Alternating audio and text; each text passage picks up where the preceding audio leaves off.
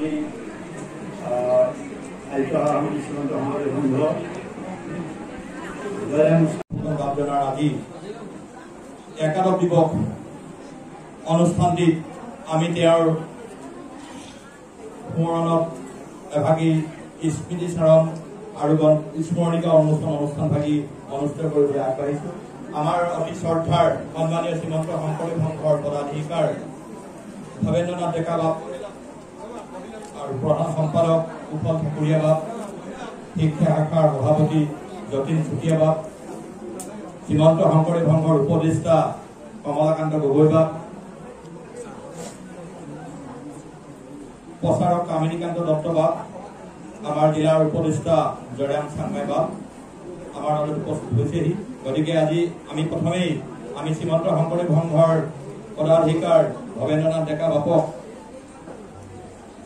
শ্ৰীমন্ত শংকৰদেৱ সংঘৰ তৰফৰ পৰা পৰিয়ালবৰ্গলৈ যি শোকবাৰ্তা শোকবাণী প্ৰদানৰ বাবে আগবাঢ়ি আহিছে তেওঁলোকক আমি গৃহস্থ পৰিয়ালটিক আমি শোকবাণী ভাগি প্ৰদান কৰিবৰ বাবে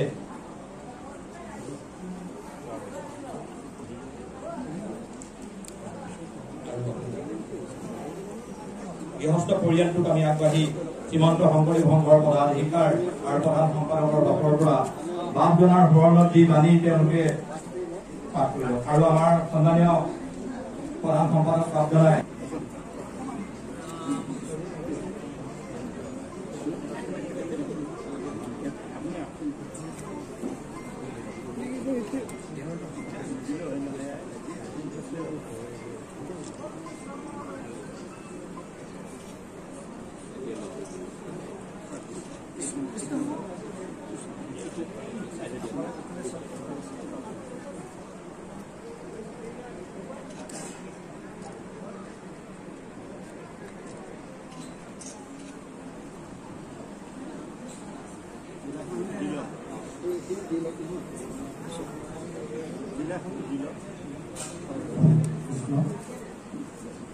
আমি শিৱসাগৰ জিলা শাখাৰ সম্পাদক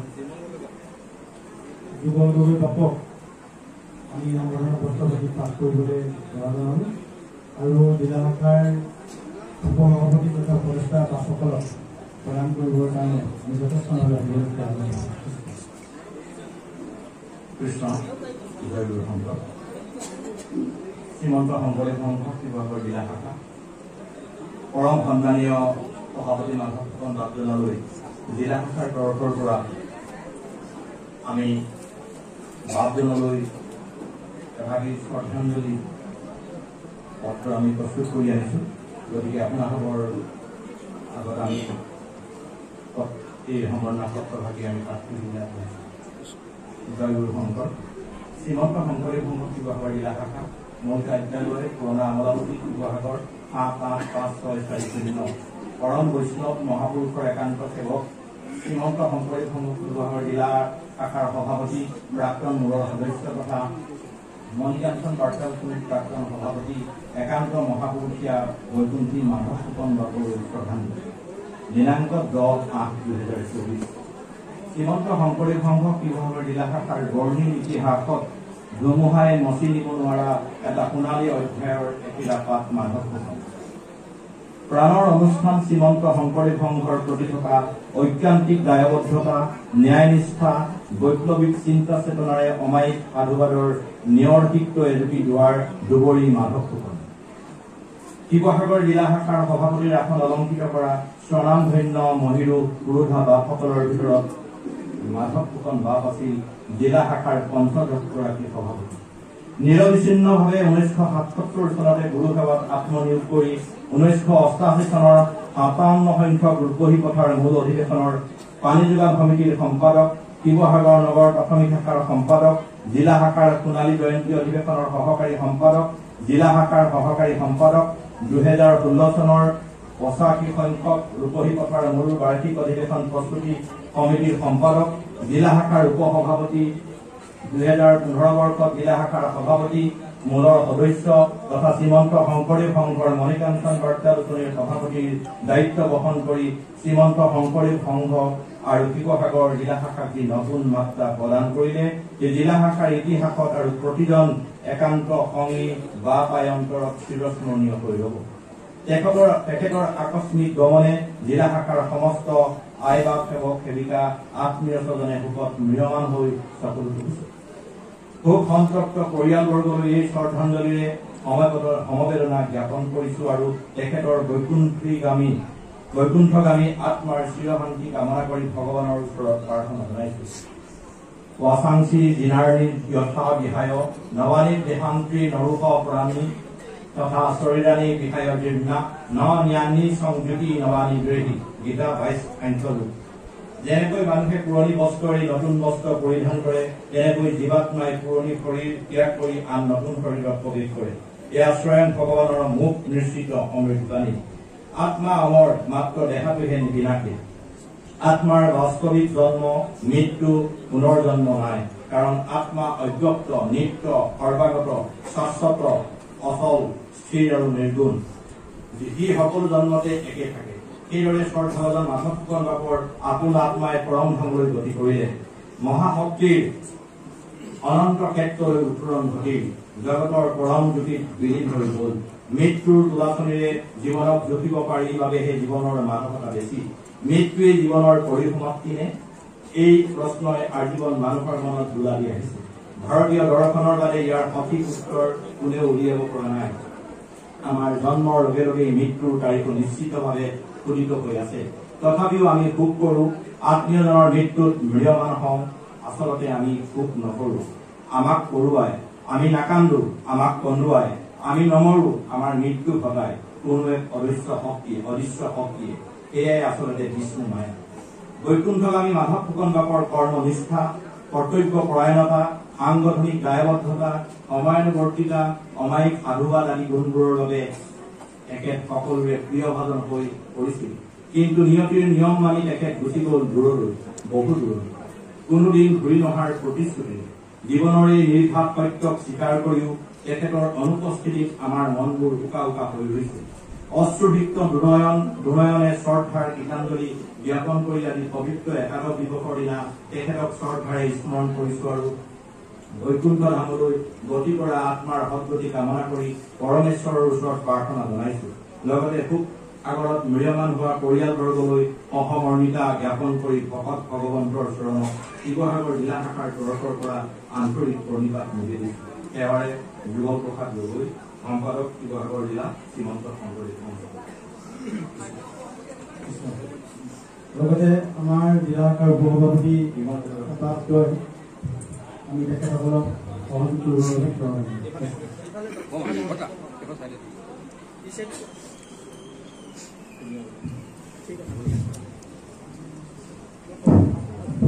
আমাৰ লোকনাথ বৰুৱা কেনি আছে কৃষ্ণ সহযোগ কৰিবৰ কাৰণে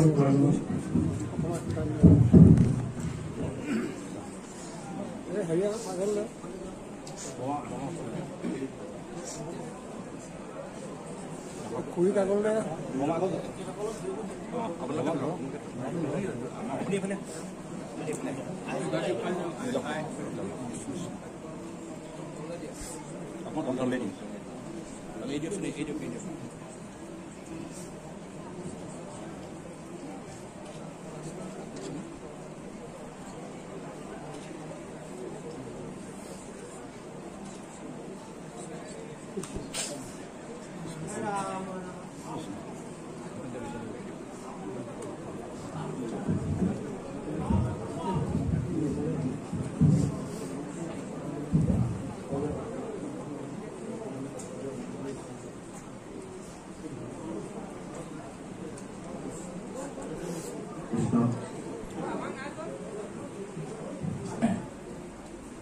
বাপজনাৰ স্মৃতিৰ ৰক্ষাৰ্থে এই বাৰ্তা ভগৱানী প্ৰদান কৰিছিল।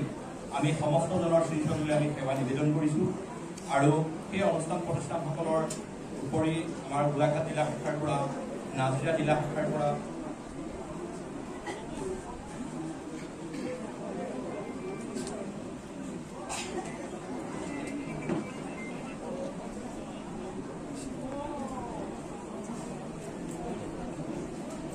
আঞ্চলিক শ্ৰীমন্ত শংকৰদেৱ দৃষ্টিকলা কেন্দ্ৰ, স্বাস্থ্য মন্ত্ৰী মঞ্চ, স্থানীয় বিধায়ক অখিল গগৈ, জয়সাগৰ জ্যেষ্ঠ নাগৰিক সংস্থা, শিৱসাগৰ জিলা পেঞ্চন সংস্থা, মণিকাঞ্চন বাৰ্তা আলোচনী, শ্ৰীমন্ত শংকৰদেৱ সংঘৰ শিৱসাগৰ আঞ্চলিক শাখা, আঁচৰা আঞ্চলিক শাখা, নেমুগুৰি আঞ্চলিক শাখা, কলকাতা আঞ্চলিক শাখা, ডিব্ৰু আঞ্চলিক শাখা, সাৰংগবাণী আঞ্চলিক শাখা,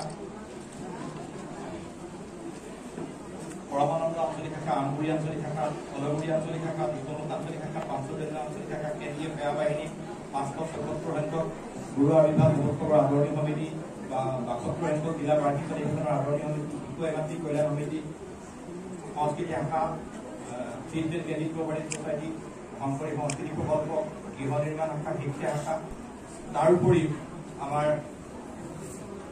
যিখিনি আমাৰ জিলাৰ প্ৰাথমিক শাখা, সমস্ত প্ৰাথমিক শাখাৰ পৰাই আমাৰ শোকবাৰ্তা প্ৰদান কৰিছিল, তেওঁলোকে প্ৰেৰণ কৰিছিল। গতিকে আমি সমস্ত প্ৰাথমিক শাখালৈ আমি সেৱা নিবেদন কৰিছোঁ। গতিকে আমি সেইসকলৰ নাম আমি ঘোষণা নকৰোঁ। গতিকে আমাৰ ইয়াত উপস্থিত থকা আজি এই স্মৃতি স্মৰণ সভাত আমি 28 জুলাই দিনাখন সেই অনুষ্ঠান আমগুৰি আঞ্চলিক শাখাত এখন নতুন প্ৰাথমিক জন্ম দিয়ে সেই অনুষ্ঠান, আৰু তেওঁ জন্ম দিলে প্ৰাথমিক নতুন, আৰু তেওঁ চিৰদিনৰ বাবে গুচি গ'ল। গতিকে মই বুলিয়ে নহয়, গোটেই সমস্ত শ্ৰীমন্ত শংকৰদেৱ সংঘ পৰিয়ালেই নিশ্চয় আজি ভোকত প্ৰিয়মান হৈছে। কাৰণ মই কাৰ্যনিৰ্বাহ কৰি থকাৰ অৱস্থাত মোৰ সোঁ হাতখন যেতিয়া ছিগি গুচি গৈছে, মই একেবাৰে নিষ্পৰুৱা। গতিকে আপোনাৰ সমস্ত দলৰ দিহা পৰামৰ্শই এই অনাগত কালছোৱাত আপোনালোকে মোক সহায়ৰ হাত আগবঢ়াই এই গুৰুবস্তু ৰক্ষা কৰাৰ বাবে আমাক যি পৰামৰ্শ দিব, আমি সমস্তখিনি হিৰে লৈ আগবাঢ়িবলৈ আমি সক্ষম হ'ম। গতিকে আজি এই একচাৰি মই আপোনাৰ সৰ্বস্বৰণত আপোনালোকে আন্দোলন কৰিছোঁ।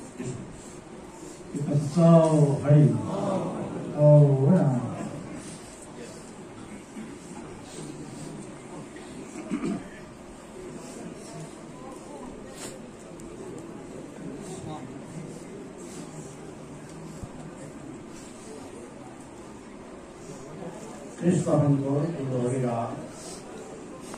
জয় শংকৰ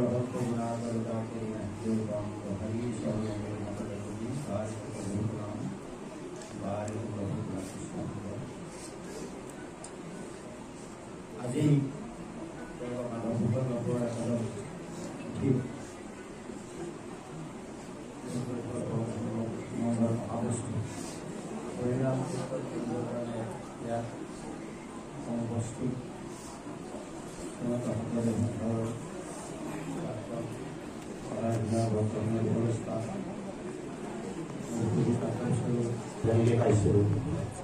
এই ধৰণৰ শুদ্ধ সদাচাৰী ভক্ত ত্যাগী গুণী জ্ঞানী সহজ সৰল আৰু এনেকুৱা ভকত মানে প্ৰাণ সকলো শিৱসাগৰ জিলা শাখাৰ গৌৰৱ মাধৱ ফুকনক চিৰদিনৰ কাৰণে আমাৰ পৰা গুচি গ'ল। মাধৱ ফুকন এটা বিশেষ নাম মোৰ কাৰণে। মই প্ৰায় 12-14 বছৰতকৈ বেছি সময় লগ পালোঁ তেখেতক। মাহৰ প্ৰতিটো সপ্তাহত এবাৰকৈ হ'লেও ফোন যোগে কথা বতৰা হয়, আৰু আধা ঘণ্টাৰ পৰা 50 মিনিট সময় বিভিন্ন কথা পাতোঁ, বিভিন্ন ধৰণৰ কথা।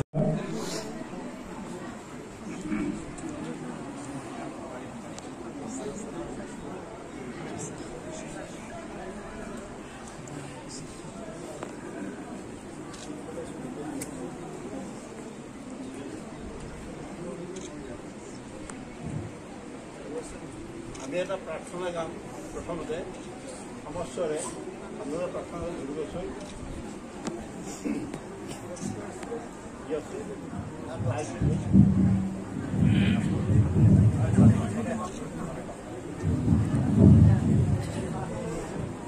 কৃষ্ণ আও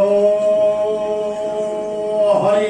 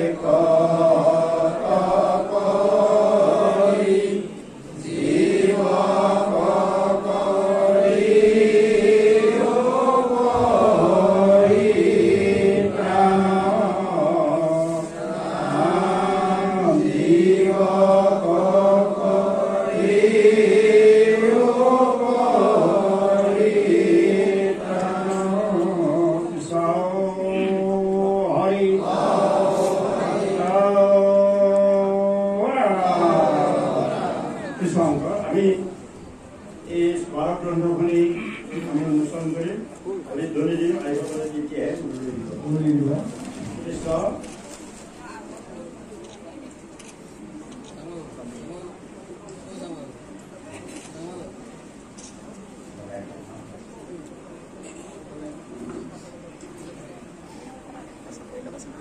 আইসকলে উৰুলি দিব